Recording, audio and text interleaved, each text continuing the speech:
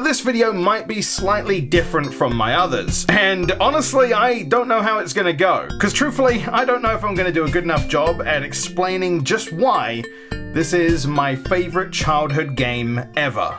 That's a pretty big statement, but maybe you can relate with something similar of your own. An experience you've had with a game or any kind of media that maybe was enhanced by real life situations. Maybe the game was just that good or that memorable. Maybe it was the first game you tried of a specific genre. It could even be all of those things. And when you look at it with a critical eye, you could even see why someone wouldn't agree with you. But it's because it holds that special place in your heart. That right there is why it's your favorite. And for me, that game is Wonder Boy and Monster World for the Sega Mega Drive. The game released in Japan in 1991, and a handful of months later for the US and EU regions in 1992. Apparently there's also a Master System version which was EU only? What? How am I only finding this out now? And there's actually a version for the Turbo Duo which was rebranded as the Dynastic Hero. Won't be going into great detail on that, it's just a visual swap, has a different soundtrack, but it is just the same game. Wonder Boy and Monster World is a side-scrolling action RPG. When I was younger, I didn't even realize that. I just thought it was a platformer, and hey, I have a sword. Thinking back, I played a lot of RPGs when I was young and didn't realize, except you, Phantasy Star 3, very much knew what you were. The game starts you off in your house, and you play as Shion. Monster World was once a peaceful region, but then the peace was shattered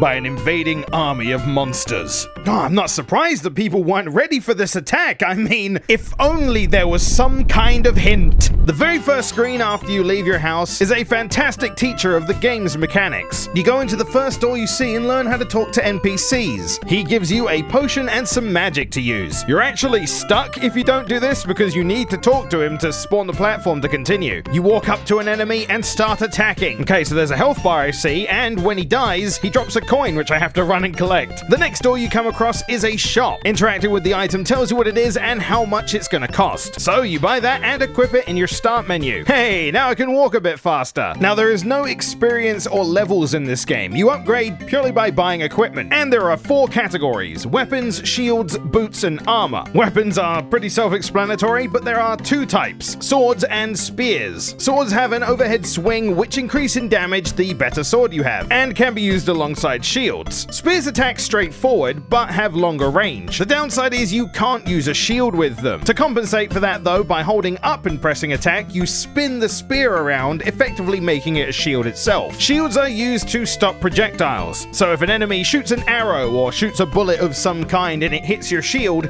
you'll just bounce back a bit and there'll be no damage dealt. Upgrading the shield makes the hitbox ever so slightly bigger, I believe, as well as slightly reducing the amount of damage you take when you do get hit. Armor is armor.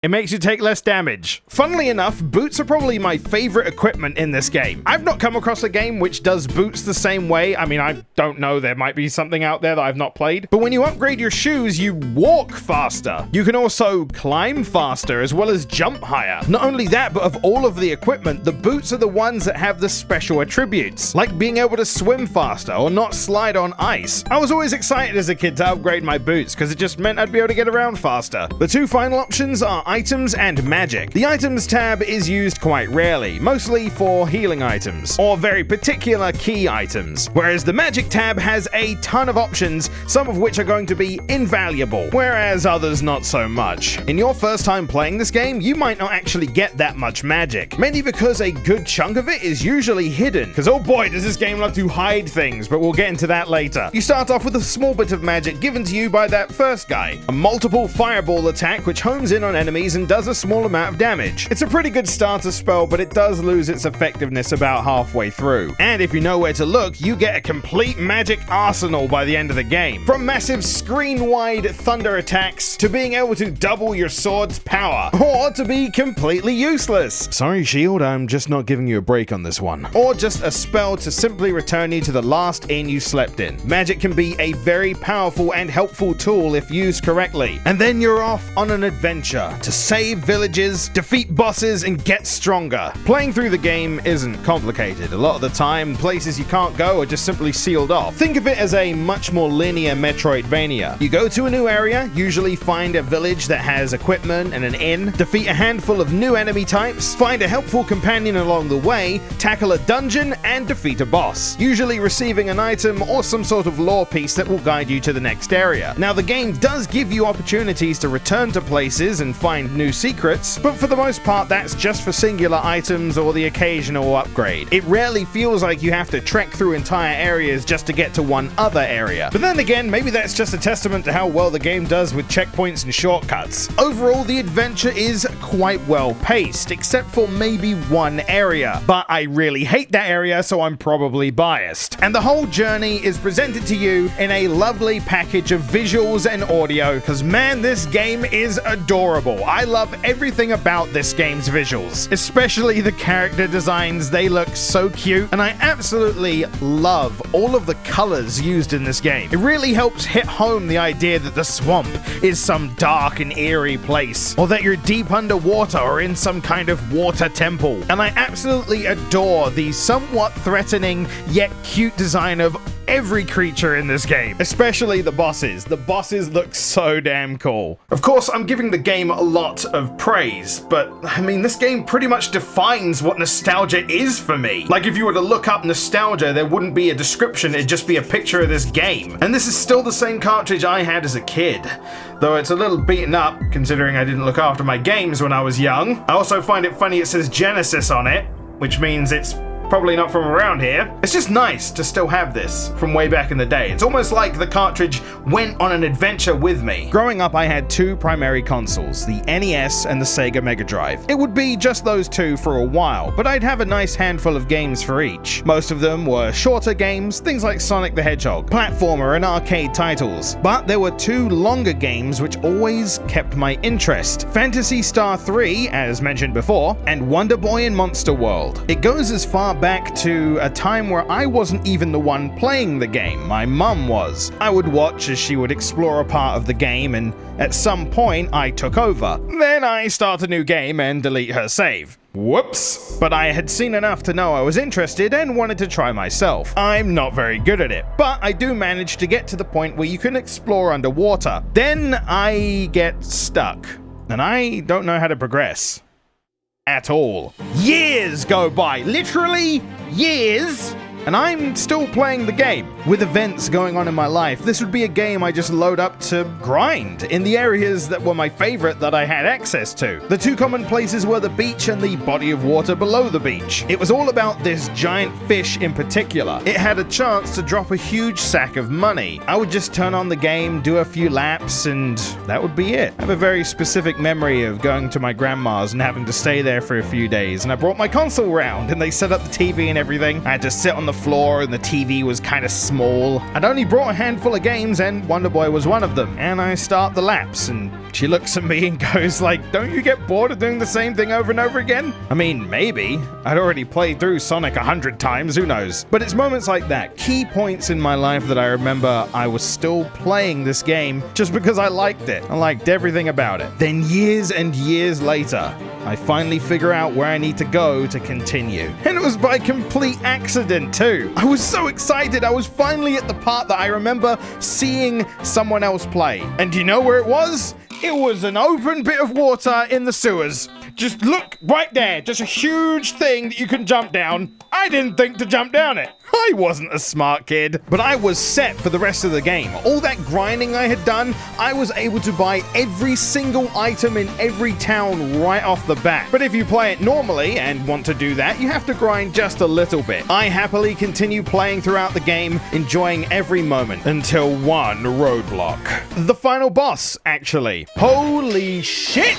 This boss is bad. You know, let's talk about the bosses real fast. Honestly, I think most of the bosses are a great test of skill and are really fun. Except the ice area boss, that one is not that great. Man, that place just cannot catch a break. The only weird boss is the boss of the pyramid, the Sphinx. This one actually quizzes you and tests you on your knowledge of the game. A little out of left field, but you only die to it if you get a majority of the questions wrong. Thankfully, they're obvious enough for the most part. Interesting bug with this, if you get all 5 questions correct, you are meant to receive thunder magic, but you never do, actually. Either way, I think my favorite boss has to be the dragon. Yeah, that one from the title screen. Oh, I love the design of this guy, and the music that plays when you fight him.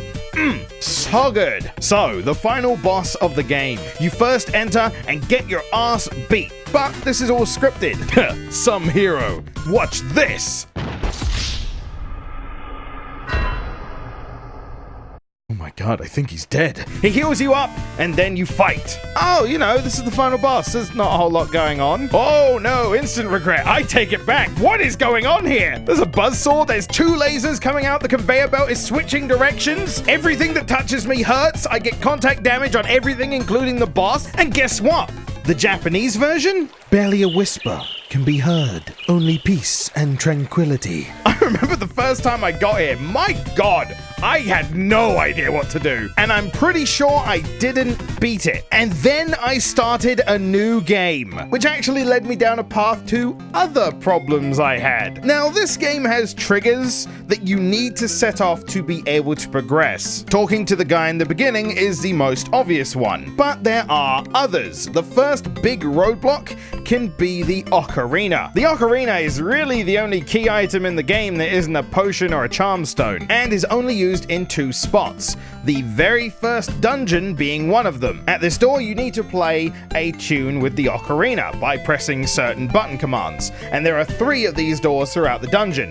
I've actually played this game enough that yes, I know each one of them by heart. But if you do not talk to a certain person in the village, the ocarina doesn't spawn. It had been so long since I'd been to the beginning of the game with my original save file. When I started again, I wasn't aware of that and thought I got stuck again. I remember being so confused. But that isn't the only time a trigger can mess you up. Going into the top of Purple Castle is a required part of the game. When you go into the tower, every door is locked except for the one at the top, so you kind of feel like you need to go up there. Well, I thought I had soft locked the game because after talking to the princess, I couldn't get out. Well, it turns out you need to talk to this specific NPC who just happens to say, oh, the gates are open now.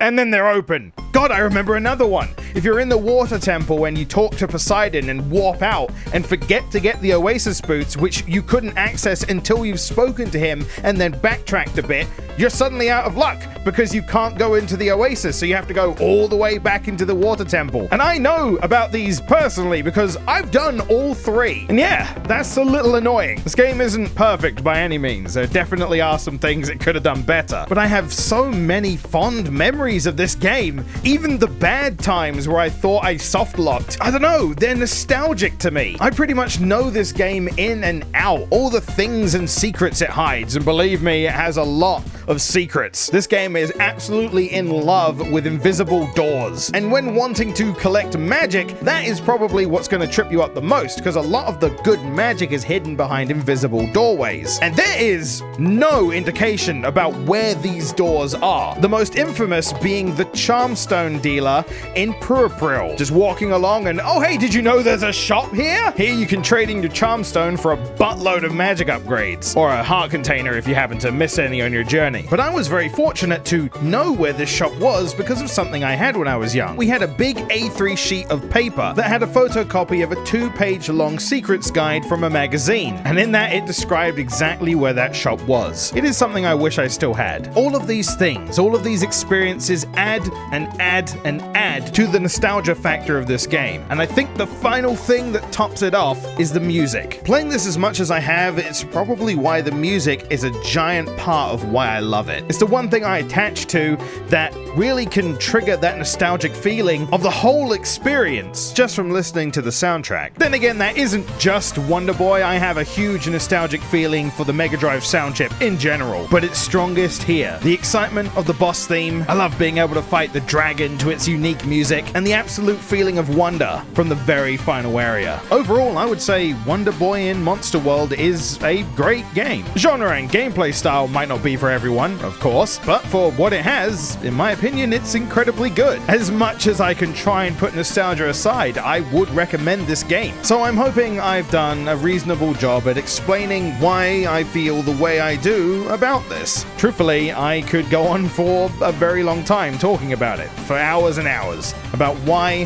this is my favorite childhood game ever. And you know, I wouldn't have another experience like this for a very, very long time. No one that I know of really tried the Wonder Boy style until just recently. There's actually a few games I want to talk about in this series, so join me next time as we talk about Wonder Boy: The Dragon's Trap. Chaos! I can't believe you came on during a recording. How dare you? Wonder Boy: The Dragon's Trap.